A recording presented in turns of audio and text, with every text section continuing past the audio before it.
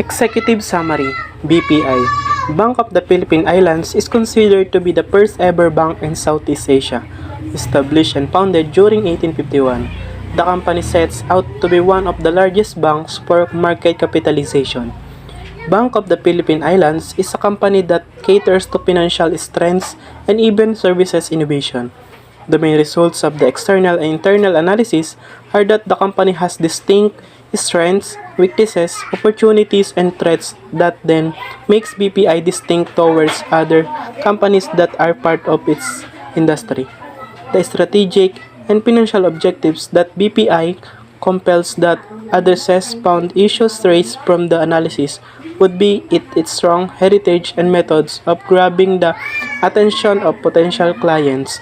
More so, BPI has services offered that are incomparable to other companies.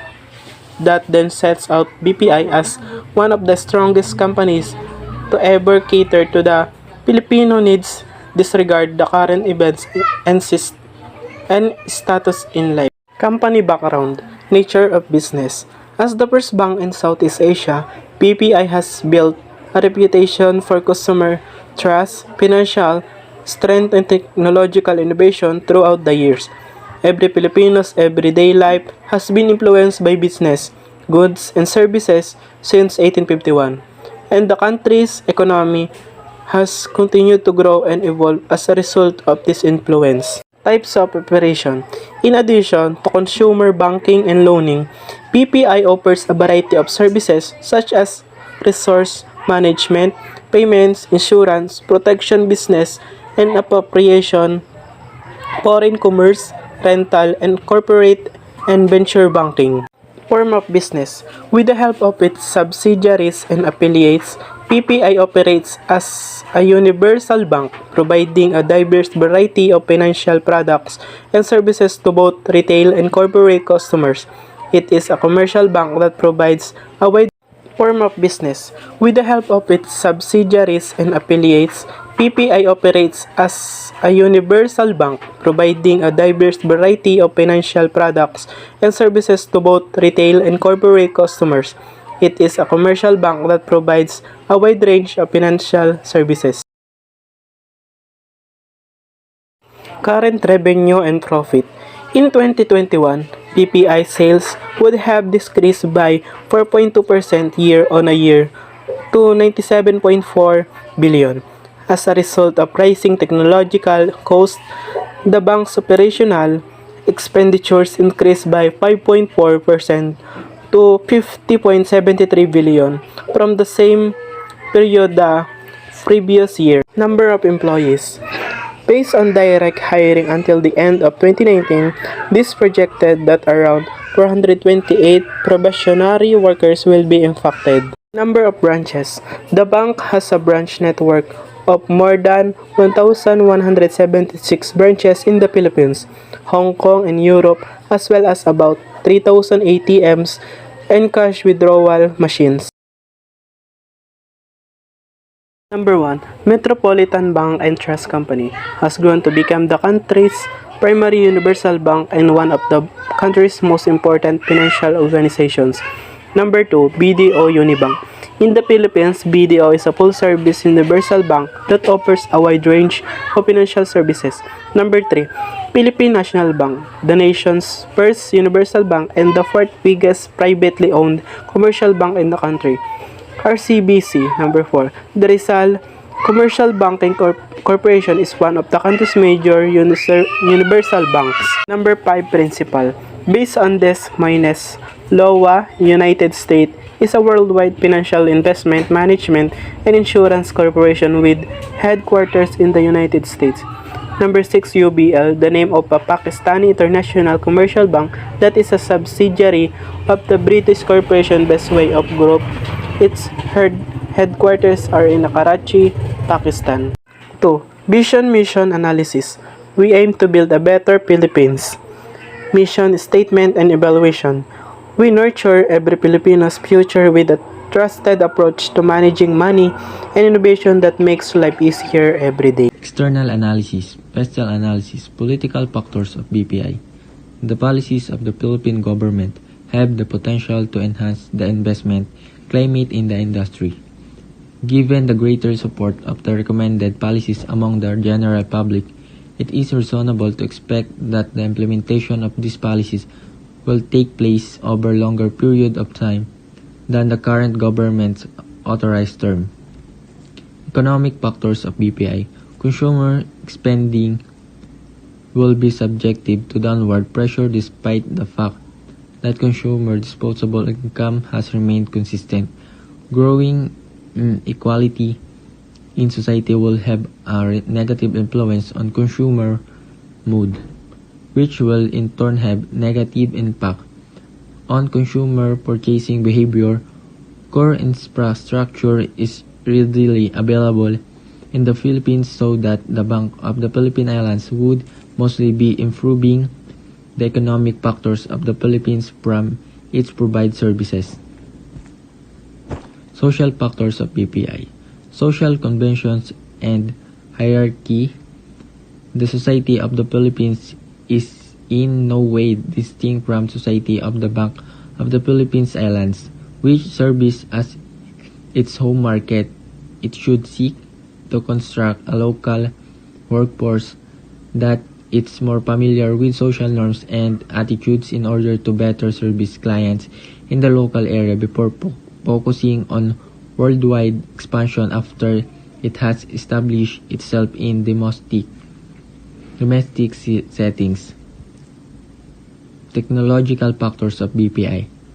Bank of the Philippines Islands must maintain a careful watch on the growth and improvement of the user experience as the speed and accessibility of the banking system increase. Customers' user experience in the sector may be significantly transformed as a result of this development. Environmental factors of BPI. Product innovation priorities are being shifted as a result of environmental regulations instead of appealing to conventional value propositions. Many items are developed to meet environmental regulations and expectations rather than to meet those of consumers. Legal factors of BPI. The recent decade has seen the emergence of data protection as a significant component of not just privacy problems, but also intellectual property rights in determining whether the Philippines has an effective framework to defend against data breaches. The Bank of the Philippines Islands must continue to examine bargaining power of the suppliers. 1. BSP, Bangko Sentral ng Pilipinas. Besides supervising the operations of banks, the Bangko Sentral also exercises the regulatory authorities conferred on it by the new Central Bank Act and other relevant legislation over the operations of finance firms and non-bank financial entities that execute quasi-banking activities. 2. The PDIC, Philippine Deposit Insurance Corporation. The Philippine Deposit Insurance Corporation is in charge of determining which deposit items are covered by insurance and which are not. When there is a finding an unsafe and unsound banking practices, the PDIC has the authority to undertake an independent special investigation of bank and to inquire into or inspect the deposit accounts of failing banks. Industry competitors. Number 1. BDO Unibank. In the Philippines, BDO is a full-service universal bank that offers a wide range of financial services. This financial institution offers a comprehensive range of industry-leading products and services in the Philippines. 2. Metropolitan Bank and Trust Company has grown to become the country's primary universal bank and one of the country's most important financial organizations. It has been in operation for more than 50 years and aspires to provide relevant financial services to Filipinos all around the world. New entrant in the market.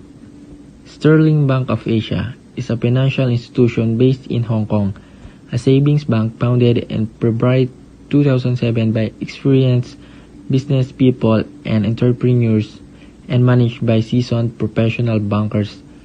Sterling Bank of Asia aims to provide world-class and professional levels of service. Sterling Bank strives to provide customized solutions that are executed with the greatest degree of service possible in all of its business areas. Bargaining power of the buyers. Per 1. Both children and adults. An account at a bank may be opened by anybody regardless of their age. It is possible for minors and adults to have their own accounts with the permission of their parents or guardians. 2. Investors from both domestic and international sources. In the world of banking, investments are always a component of the transactions and the expansion of profit. Acquiring capital in exchange for anticipated profits such as interest or revenue allows business to continue to operate indefinitely. 3. Students. Students may use their accounts for either educational or personal reasons, depending on their preferences. 4. Experts in their fields. These professionals account for the largest proportion of a bank customer's total number. Substitute products. Loan shark.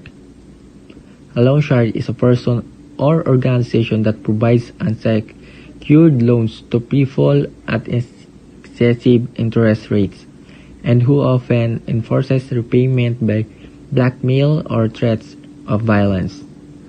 2. Pawn shop. Pawn shop is a person or company that provides secured loans to customers in exchange for the use their personal goods or collateral. Competitive profile matrix. Analysis of CPM. A weighted score of 3.30 was earned by Bank of the Philippines Islands based on the CPM matrix, while Banco de Oro and Metrobank and Trust Company have weighted scores of 3.90 and 2.95 respectively. BDO and Metrobank and Trust Company differed in their results in a few other areas, which resulted in a slight differences in their weighted average scores. For BPI to maintain its outstanding performance in the banking industry, they should capitalize on their competitive advantage, the number of foreign branches, and improve on those factors in which they are lacking, such as allocating additional capital for financial position and market shares, as well as additional investment in banking technology and advertisement. Analysis of EFE. According to the AFE matrix, BPI received as a score of 2.86. The weighted score suggests that the firm is capable of responding effectively to the opportunities and challenges that exist in the market. As can be seen in the table, the innovation of the competitors' products received the highest weight score in threats. As a result, BPI should work more to enhance and goods and service that they provide to their clients and their future, increasing the number of branches in high traffic areas may assist the aforementioned organization in maintaining its excellent and competitive performance. D. Internal analysis. Internal audit. It is the framework within which internal controls are designed and executed to manage and control a specific risk or business activity, or a combination of risk and business activities to which the bank is subject in order to assist the audit committee in fulfilling its oversight responsibilities. The BPI Internal Audit Division conducts risk-based audit plans that provide an objective assessment of the adequacy and effectiveness of the bank's risk management, internal controls, and governance processes. Mackenzie 7S. Strategy of BPI. The strategic direction of the Bank of the Philippine Islands, as well as the broader business plan, are clearly defined and communicated to all workers and stakeholders. Structure of BPI. In contrast to other financial institutions, the Bank of the Philippine Islands has a flatter organizational structure that is supported by learning and progressive organizations. Employees feel safer and more confident as a result have fewer managerial layers between them and more access to top management and leadership. Systems of BPI. There are specified and clearly delineated mechanisms in place at the Bank of the Philippines Islands to guarantee that the business activities are handled successfully and that there are no conflicts or disagreements between parties. Shared values of BPI. The Bank of the Philippines Islands promotes a culture of inclusion that values and celebrates differences. Given that Bank of the Philippines Islands has a global presence and manufacturing divisions that are dispersed across many countries, it is critical that the organization's culture is supported of diversity and that internal procedures are in place to prevent instances of discrimination. Style of BPI. In its leadership style, the Bank of the Philippines Islands is participatory rather than directive. The Bank of the Philippines Islands is able to engage and include its staff in decision-making processes and management choices because of its participatory leadership style. Staff of BPI.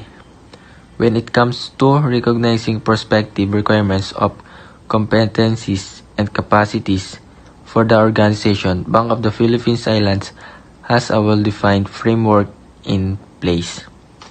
Skills of BPI. The Bank of the Philippines Islands has a noteworthy team that has a wide range of talents and abilities. Everyone who works for the company is hired based on their abilities and credentials.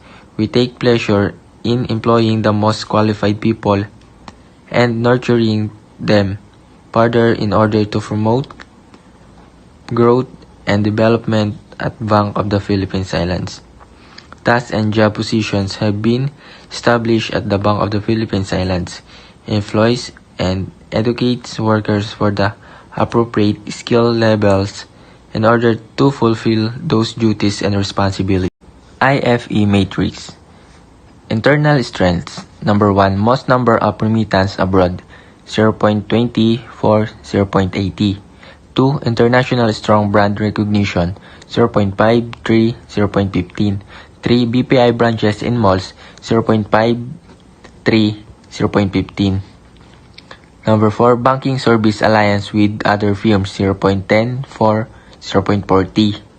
5. BPI offered savings account, 0.45 to 0.9.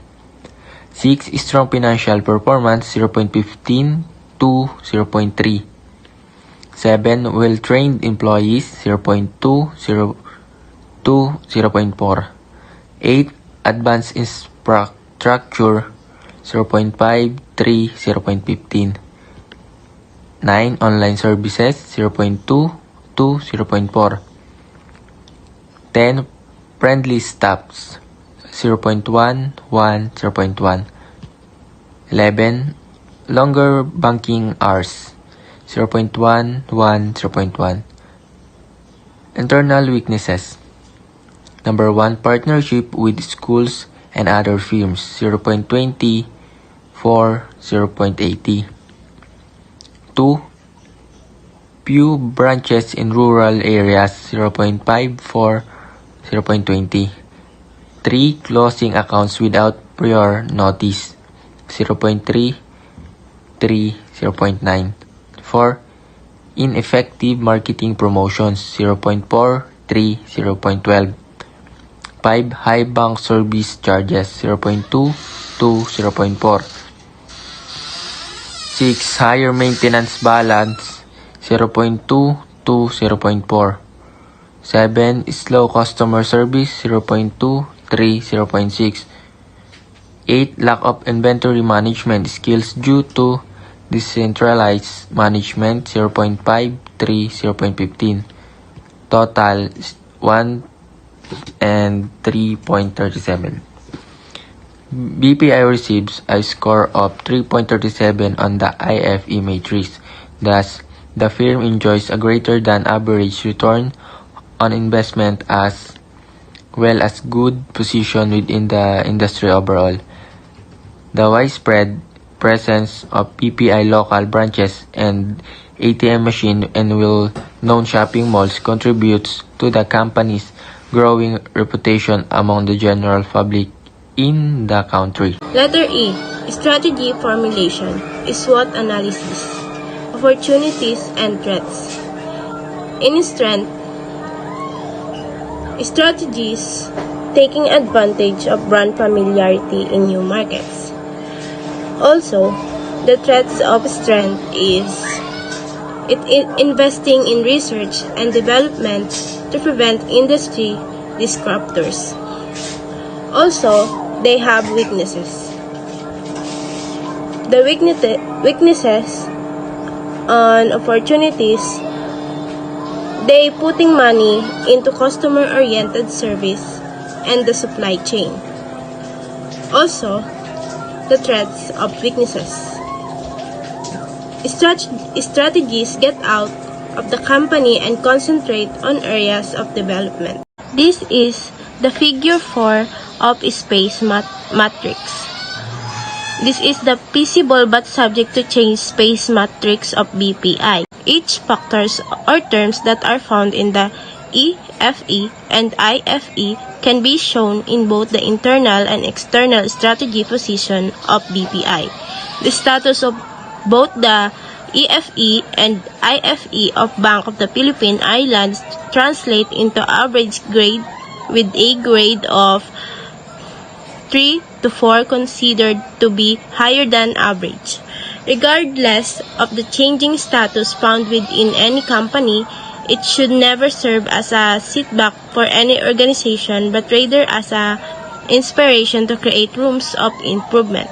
Not much needed to be changed for as long as BPI continues being stable in almost every part of doing business, then the room for greater outcome is bigger than expected. i.e., in cell 5, which correspond to the hold and maintain position, in which has coordinates of 2.78 and 2.86, which correspond to the score in the IFE and EFE matrix, respectively. The combined impact of two studies may be seen. Cell 5 correspond to the hold and maintain position. Market penetration and product development are the most suited tactics for the company's needs. The internal, external of the ETOS analysis. In terms of assets, it is the third biggest bank by having total assets of 725 billion. As of December 2009, the company has achieved success. BPI has been ranked as the third biggest bank in the world in terms of asset. In terms of market capitalization, this is the largest bank. Despite a 24.9% dip in the stock price, BPI's market capitalization was of 125.0 billion, making it the most valuable among the country's listed bank at the time. This quadrant where Bank of the Philippine Islands is placed would be on the strong and competitive position, given that BPI has a rapid market growth and that BPI continues to cater to the everyday banking, financial, and monetary needs of the Filipinos in and out of the countries. Quadrant in the grand strategy matrix symbolize that resemblance of the company in having both a strong competitive position and a rapid market growth. BPI has a strong competitive position because BPI is among the top 5 in terms of revenues and that BPI has rapid market growth due to its countless clients and customers constantly acquiring its service and products. The key factors of the internal opportunities are new banking technology, OFW, remittances, development of programs for employees, increase in car loan financing, increase of credit card, and its external threats is existence of affordable money transfer. For the demand and supply and demand of foreign currency, threats in mobile banking, innovation of some competitors. Summary of strategies. Each strategy found and used to the maximum extent and uniquely defined and giving the proper data to flexible be considered and applied. Any strategies that Bank of the Philippines use and make the most of are considerable, applicable to related studies, and acquired data from different related papers. Note that each data given are feasible enough to be true and will always be subject to change depending the event and timeline. F. Objectives, strategy, recommendations, and action plans.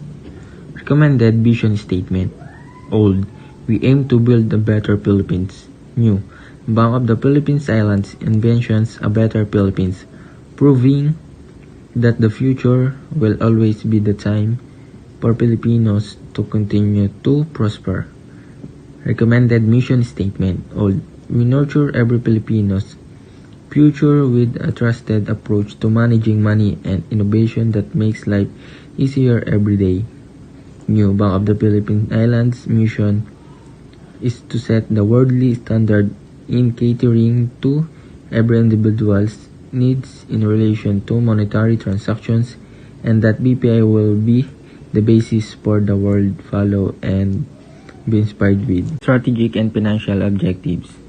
Strategic objectives for BPI. Strategic objectives for BPI are to continue expanding its services not just in an entire region but for the entirety of the Philippines. BPI, as studied in the last portions of the study, are capable of going up against other competitive companies. Without a doubt, the most strategic objective that BPI would most likely to consider would be expanding the number of banks' ATM machines on rural areas in which are uncommon to be passed by people, or simply areas that have higher risks or emergencies that people need the monetary funding to gain access. Financial objectives for BPI. Bank of the Philippines Islands is considered to be already a well-established company, given on its roots for being known as the oldest bank in the Philippines and having to last through different courses of history. BPI would surely continue to gain positive financial status. The only specific financial objective fit for BPI to consider would be to continue never stopping from taking big risks. With the company's continued risk-taking actions, the more likely it is for the company to gain the necessary good financial aspects. Recommended business strategies. Going back to the SWOT matrix conducted before, it is forgiven for BPI to take complete advantage of what the company has learned throughout the course of their non-stop operations. Matching the gathered result from the QSPM, BPI should incorporate the business strategy of increasing the likes of services offered within the range of offerings that clients would choose from, and that the presence of threats should be the company's actual strengths. As the world continues to grow over and over again, BPI should never shy away from completely transitioning into an innovative company with the likes of unique, distinct ATM systems, wider variety of coverage for cardholders, and boundless benefits that come from the ever after transaction with the company, such as rewards for purchasing items like vehicles or even houses. Recommended organizational strategies. As for long-term objectives, BPI should never think twice in finding what's best not just for the company but keep up or be ahead of outgoing competition with other companies on a long run. As long as BPI continues to maintain the service that I already great and improve the service that is still not enough, not just for clients but for the company itself, then recommended organizational strategies would only fall under suggestions of continue for what BPI does well and eliminate loose ends that only contribute to the unhealthy aspects of the company.